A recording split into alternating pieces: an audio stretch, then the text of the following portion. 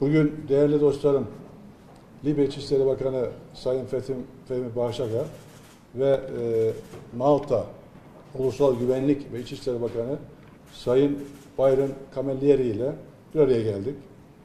Bu toplantımızda kendileriyle beraber daha önce yaptığımız görüşmelere ve temaslara uyum olarak bölgesel ve ülkelerimizle alakalı konuları görüşme fırsatı bulduk.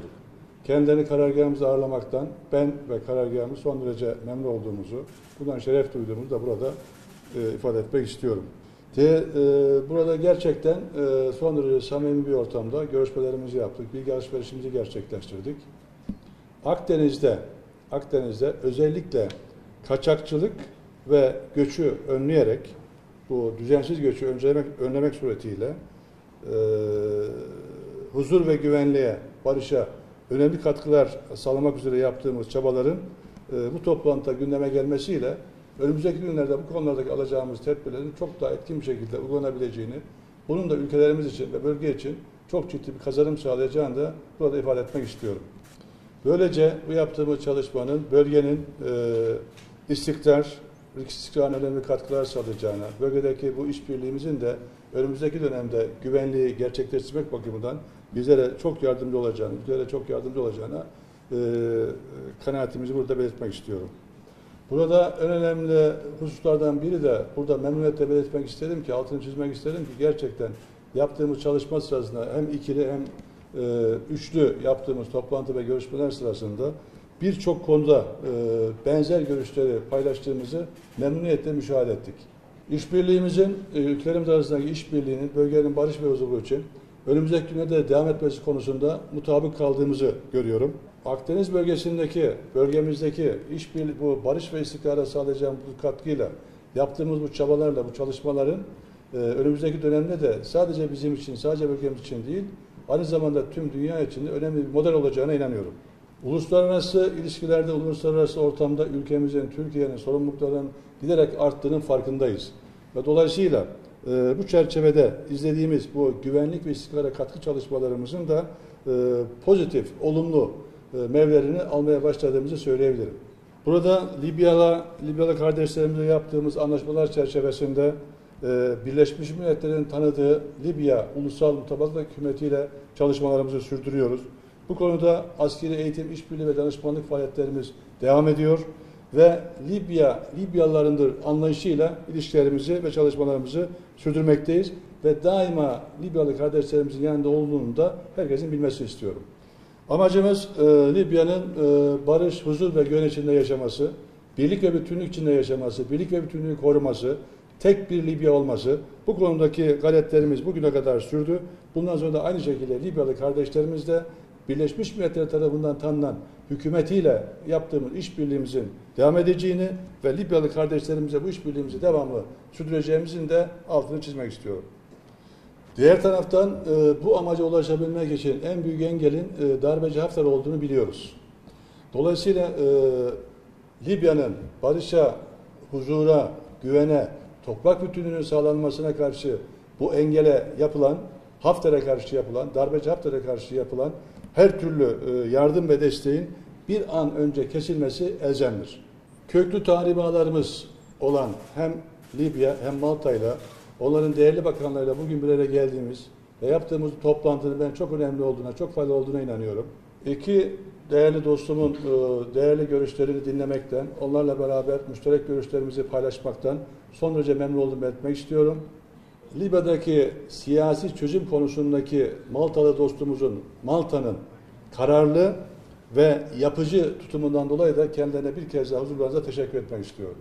Ben bir kez daha kendilerine teşekkür ediyorum. Aramızdaki bu diyaloğun, bu işbirliğinin, bu çalışmaların önümüzdeki dönemde devam edeceğine inanıyorum. Ve bunun da yapacağımız bu çalışmaların da hem Libya hem de bölgemiz için bir an önce istikrarın gelmesi konusunda çok önemli katkılar sağlayacağını buradan belirtmek istiyorum. Hepinize teşekkür ediyorum. Evet, şükran. Thank you.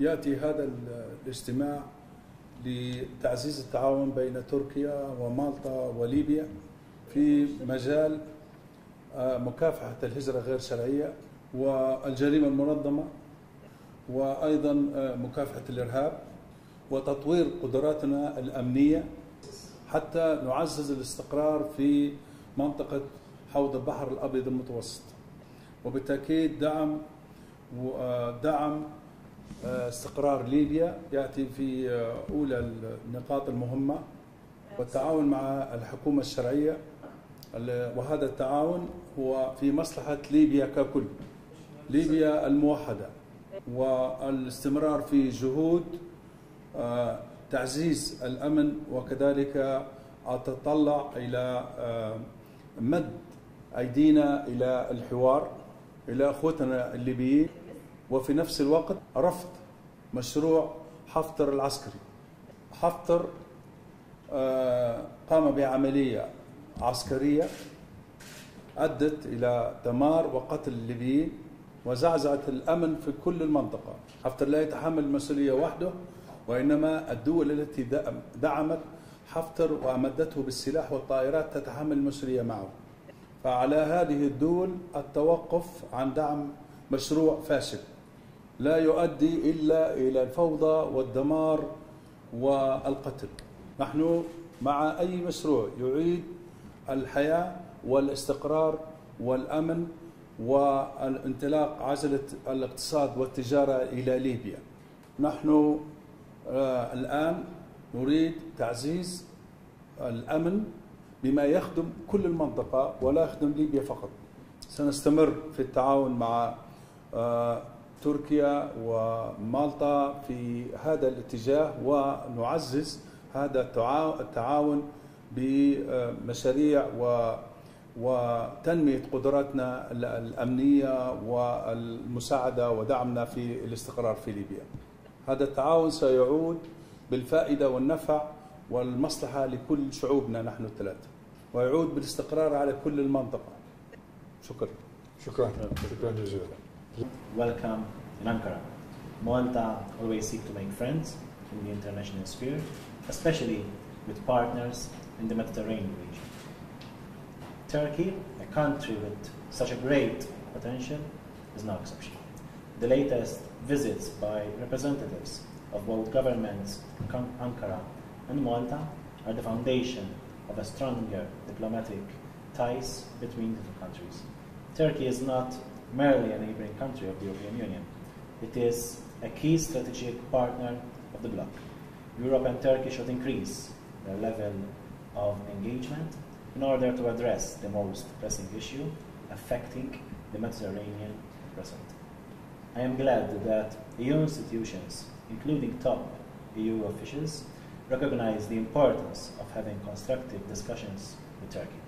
Malta's engagement with Turkey follows the same principle of collaboration and dialogue.